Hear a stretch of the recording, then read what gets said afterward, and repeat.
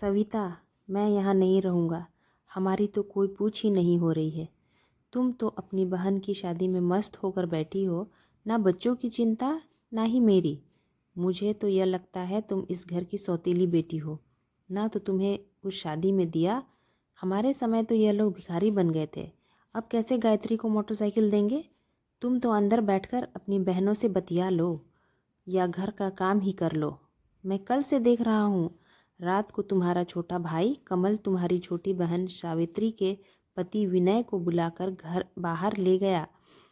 उसके हंसने और बोलने की आवाज़ भी काफ़ी रात तक आती रही थी।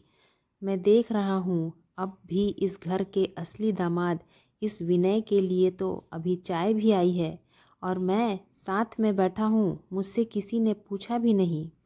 राजेश शादी वाले घर में बेइंतहा चिल्लाए जा रहा था और सविता कुछ कर नहीं पा रही थी।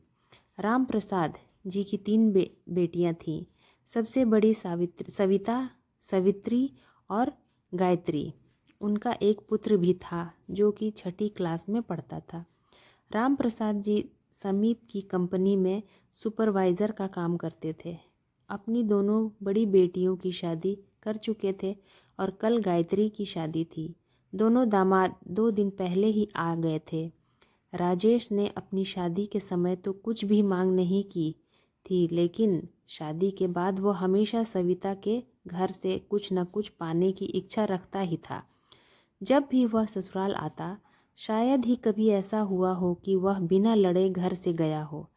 सविता के कारण सब चुप ही रहते थे, लेकिन अब तो और भी सारे लोग घर में इकट्ठा हुए थे।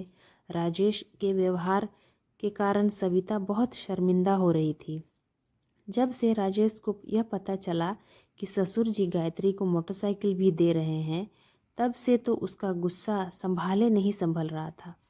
कुछ भी बोलने का मौका वह हाथ से जाने नहीं दे रहा था। इसके विपरीत विनय अपने ससुर जी को पिता के समान ही सम्मान देता था।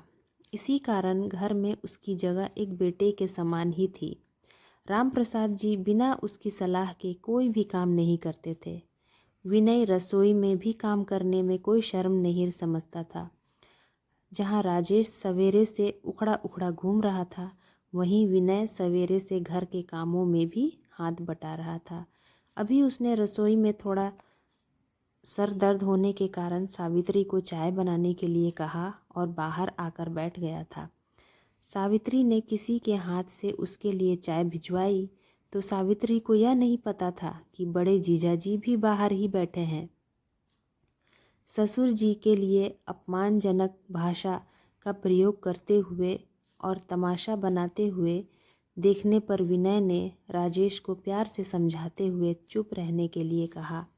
साथ में उसने अपनी चाय राजेश को ही पकड़ानी चाहिए और मजाक के लहजे में बोला, आप बैठो भाई साहब, आपके लिए मैं चाय के साथ कुछ नाश्ता भी बना लाता हूँ।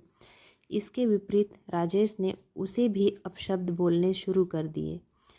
साथ ही उसे कहा, तू तो बेवकूफ़ है, तू ही नौकर के जैसे इस घर में काम कर सकता है। इस परिवार का दामाद ना तो तू है और ना ही मैं।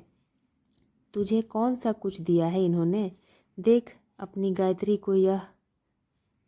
गायत्री को तो यह मोटरसाइकिल भी दे रहे हैं और दामाद को अपनी इज्जत खुद करवानी आनी चाहिए।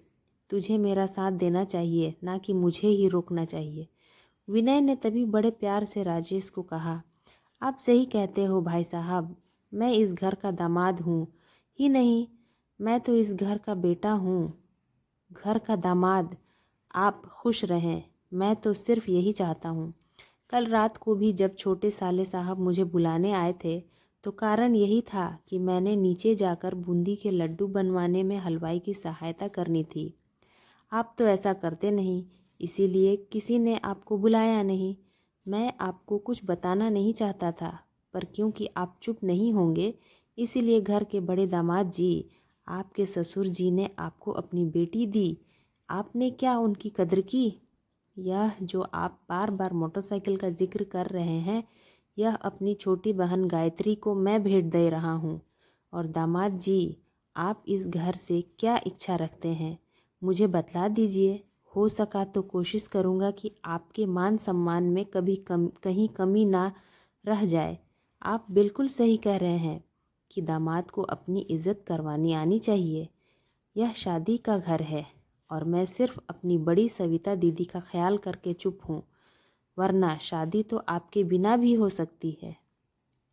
दामाद का और बेटे का, मैं दोनों का ही काम संभाल सकता हूँ। तब तक सविता और सारे लोग बाहर आ चुके थे।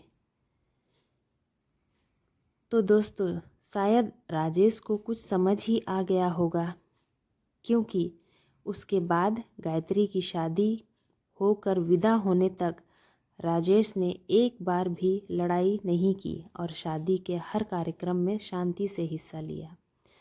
तो दोस्तों, इसी तरीके की मज़ेदार स्टोरी के लिए आप मेरे चैनल पे बने रहें। Thank you for watching.